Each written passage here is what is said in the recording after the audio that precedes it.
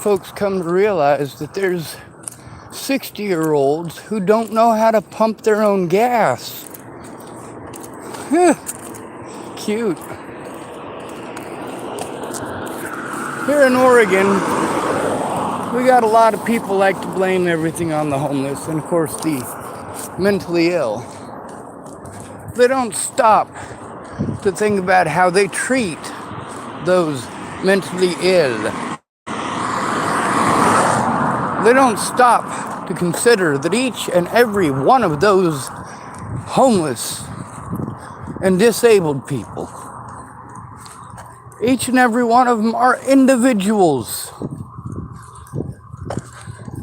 That homeless black man that stole the tip jar off your counter, you don't kick all black people out. You just kick all homeless out. No homeless, no homeless, no homeless. You create a system by which we are victimized for being victimized, and then you want to harm us because you want to play victim. I don't feel safe. Well, we're not safe, bitch. We're not safe. So as I've been walking, because it's an awful goddamn long walk to fucking Shell Station. Of course, they were closed. I had to go across the street to the laundromat. There's a dollar soda machine in there. No Mountain Dew, but you know what? I got an orange soda pop. No biggie. But on the route, I've had plenty of time to read. We got a bunch of Portlanders that are stuck-up nuisances. That's right. Those of you in houses, you are a nuisance. You're a plague on humanity. You go out and you victimize the most victimized people in the country. You look the other way while Nazi laws are enacted in Portland and elsewhere. While places like Eugene and Portland pass illegal, immoral, and unconstitutional laws. These are not laws. These are slaps to the face of every American citizen. You've even gotten to hear cops in this very town. Well, just like many of the police that I speak with. Oh, they say I have the right to do this and the right to do that. And then what it all comes down to is I have to have money to do that. It also comes down to what people know. That cop a few days ago, he already knew that it costs money to go to them campgrounds. The one, well, depending on what time it is. The one today, because it's not quite midnight yet. Well, he didn't know that the campsites were not free. Oregon's site was updated this year, 2022. It still says that those places are free. And he says, well, at the actual campsites, but where else are you supposed to go? I'd love to park my car and go trouncing off into the woods, but then they harass you for that. Still only get 14 days, and you got to go in on foot because there's no parking for your car. So if you park your car somewhere and you go off into the woods, not even for your 14 days, you have to worry every single night that your vehicle is going to be towed in your absence or broken into and all your shit stolen. You got to worry about somebody with severe mental issues like Molly. Holy hell. And of course, we got these people in Portland, they want to complain that they're afraid of being attacked by their victims. Well, good. That's a good start. What I plan on is arming your victims. Arming them with a voice. Oh, I've been trying. We got a lot of cowardice here. And you should see the fog, by the way. Look how foggy it's getting now. Yup. And that's even, all right, you can barely see Fred Meyer over there. You can barely see it. Well, you actually can't see it. You can only see a couple of lights on the building. The building is in full view, but we can't see shit.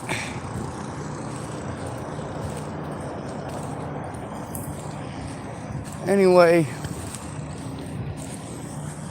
the situation with the homeless is that we've got people selling a false narrative, intentionally, knowingly, and willingly, with the intent of what?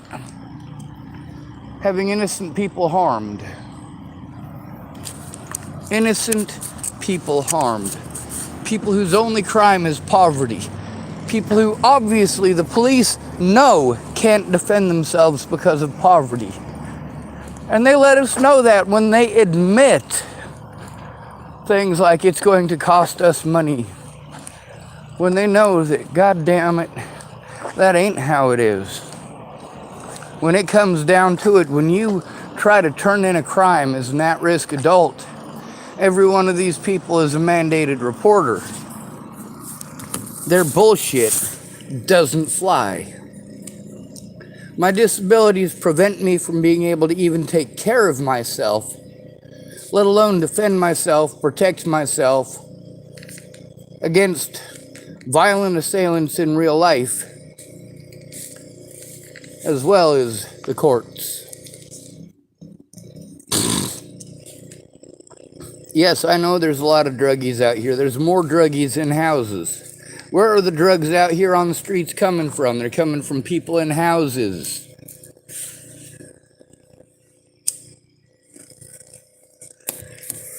Well, you guys care about the fentanyl epidemic. You don't care about the victims. You don't care about those of us who have lost so many.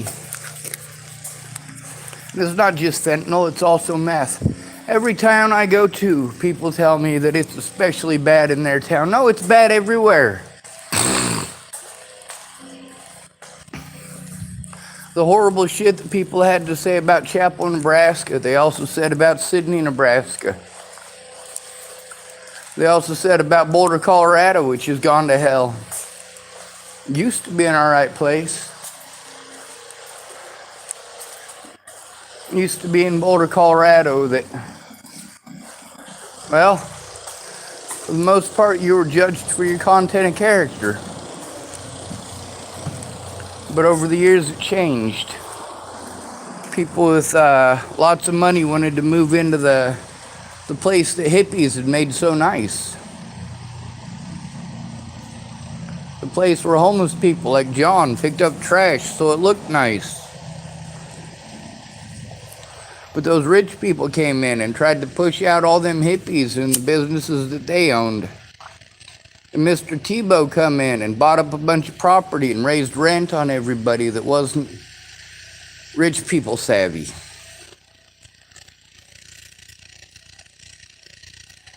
They put up signs all over the place. No trespassing, no trespassing, no big backpacks.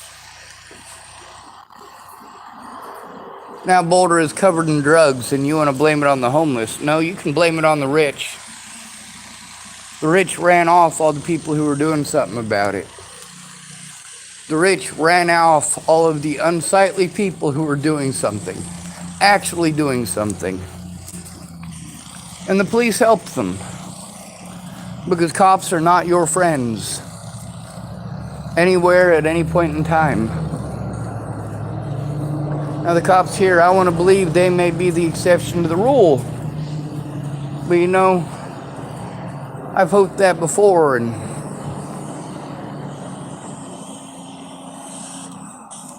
turns out I was wrong. Unlike many people, I admit when I'm wrong. That's what makes me a better person than you. Those of you who want to say, I can't judge you like that. Yes, I can. If you can judge me, I can judge you. At least I'm judging you based on evidence. At least I'm judging you based on your decisions, your actions. When you push another person to the point of desperation, and then you want to play victim, well, you've shown what a disgusting excuse for a human being you really are. And so many people are aware that we have women who do the things that, of course, I've been speaking out about. They're taught to do those things.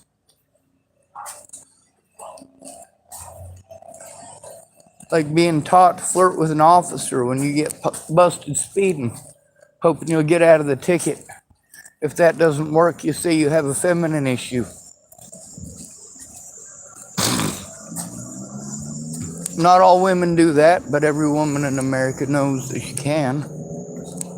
And every woman in America knows that the effectiveness of it is going to be entirely dependent on her looks at that point. I know women who have tried that with female officers because they were hoping the female officer was a lesbian. Yep. Now we're about 100 yards from Fred Meyer, and that's all the more you can see of it. Of course, it is a lot more crisp on camera than it is in real life. I am walking over to my vehicle at Fred Meyer's. I hope it's still there, hasn't been broken into, nothing's been stolen. I hope that lady is back at her camp, watching her stuff, making sure nobody steals it. Paranoid to leave camp because somebody might steal something. Because if she's at camp alone, paranoid of that shit, it means that she's not out starting shit with other people. She's not out making our lives hell, following us around, sticking glass under our tires and accusing us of shit we didn't do. You know what? There's a soda machine right here. This is right across the street from Fred Meyer. And if I'd known this was here, I would not have walked as far as I did.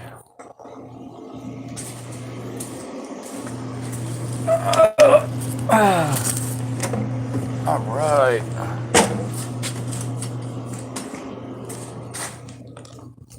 Well, I guess back to my car.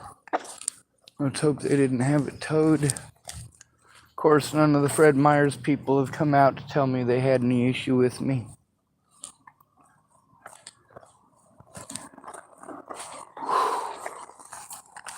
I wish more people cared. But wishing doesn't get stuff done. Getting off my ass does. Making effort does. But making those efforts alone achieves nothing. Having to go to your predators to ask for help.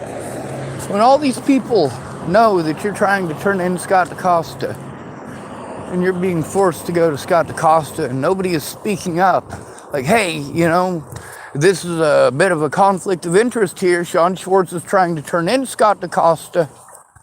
Why do you keep doing this? People need to actually take a look at the fucking evidence instead of sending me on to somebody else, or sending me to somebody who's literally going to make every effort not to look at evidence in person. Is it my fault that Megan Misgates lived in Lincoln? No. Is it my fault that the people who are closer, who are supposed to do the job, didn't do their job? No. When I go to try to turn these predators in, they are predatory. They're taking your tax dollars and using it to harm innocent people. So yeah, I'd say that's something needs to be done about. It's something the American public needs to be informed of, and it's something that the media does need to get involved in. But we can't expect the Nazi media here in Oregon, or anywhere in America for that part, or that matter. We can't depend on them to even tell the truth.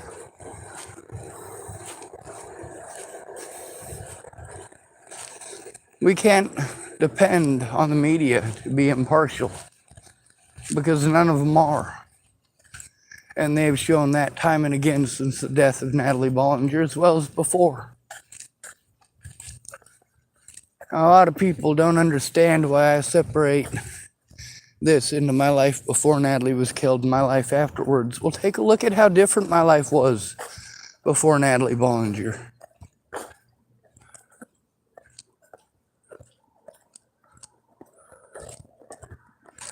I was allowed to be good to people.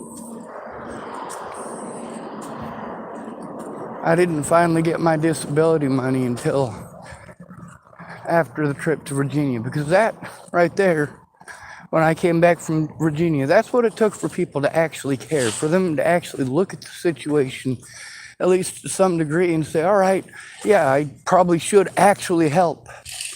That's the thing about Brenda Dickinson. She'd helped out a lot of people through the years, but I also paid attention to the people that she helped out. Primarily women, primarily female.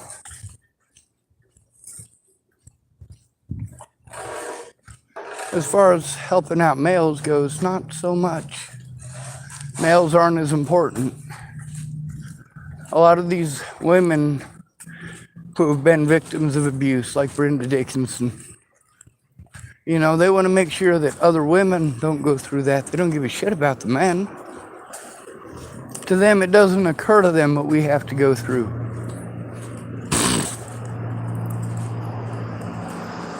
Before you want to judge me and tell me that I just need to man up, if your daughter was raped, would you just tell her she just got to man up? Is that what you'd tell her?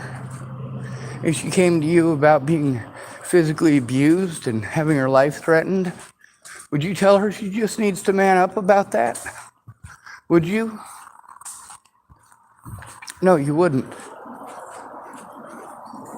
Would you tell her to just forget about it and let it go? No, you wouldn't. Meanwhile, before Natalie was killed, I was threatened by a lot of people and harassed by a lot of people. When I reached out for help, I got blown off. And then, of course, Natalie and her nut jobs wanted to pretend that meant I was stalking her. No, asking for help is not the fucking same as stalking. Asking for people to stop hurting you is not the same as stalking. And what the hell did I just find? Oh. Empty pack of cigarettes. Oh well. All right.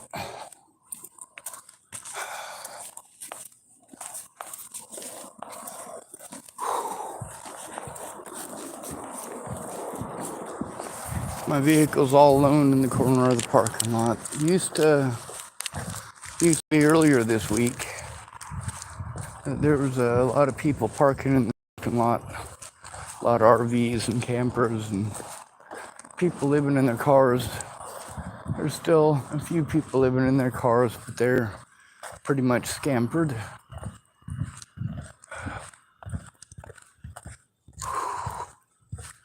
I'm hoping when I get to my vehicle, it's still in good shape.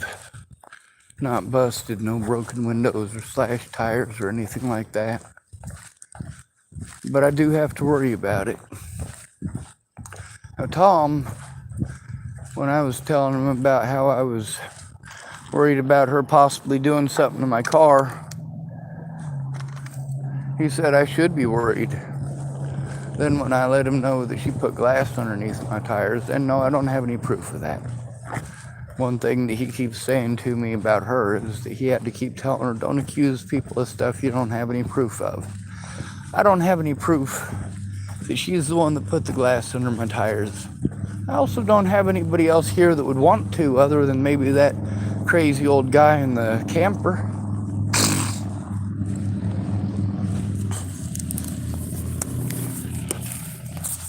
But also,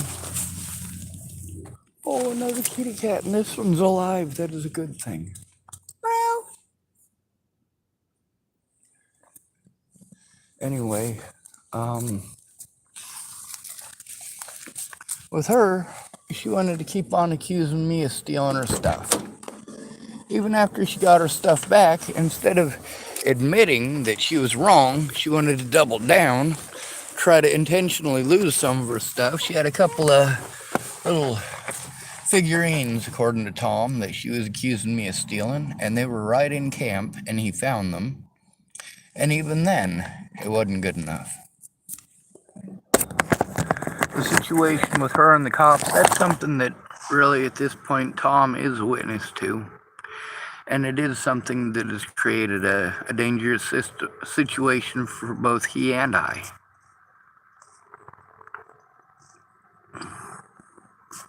It's one thing to slander somebody, it's another thing to slander somebody and get them harmed.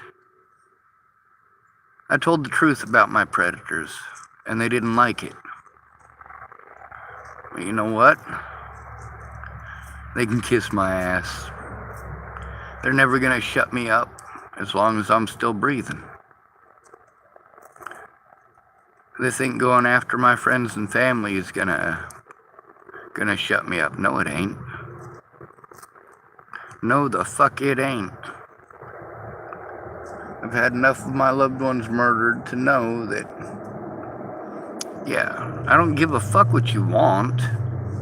I don't give a holy god fucking damn what you want. This isn't about your fucking wants. This is about needs. And the laws that you're turning a blind eye to are biting you guys in the ass. You got no idea how many people that made fun of me and picked on me and told me that's not the way it is. And then when they were homeless, man, I didn't know this is what it was going to be like this. Well, you should have fucking listened to the people going through it. It's not our fault that you're a fucking idiot. You listen to somebody who's never been homeless tell you about homelessness. Then we got all these news agencies want to push the mentally ill thing. You get to see how heavy they push that. Everybody who's homeless must be mentally ill. You know what PTSD is? Post-traumatic stress disorder.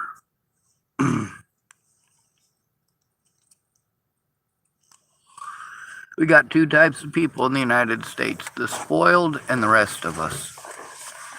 A lot of y'all don't realize how spoiled you are. Those of you who tell us we need to be grateful, but you're not grateful. You want to tell us to man up and do it ourselves. Meanwhile, you didn't do shit by yourself. But you're taught that this is America. You're a manly man. You got to do it all yourself. And you look around, none of the people who are doing well did it by themselves. Donald Trump didn't start with nothing and make a fucking empire. He started off with $1 million loan from daddy. How many of y'all have daddies that even have $1 million? Let alone enough millions to loan you one of them.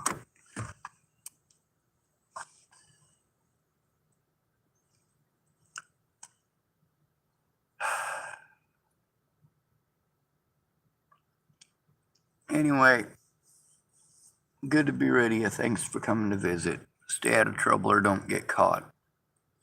Remember, you are your brother's keeper, and no victim left behind.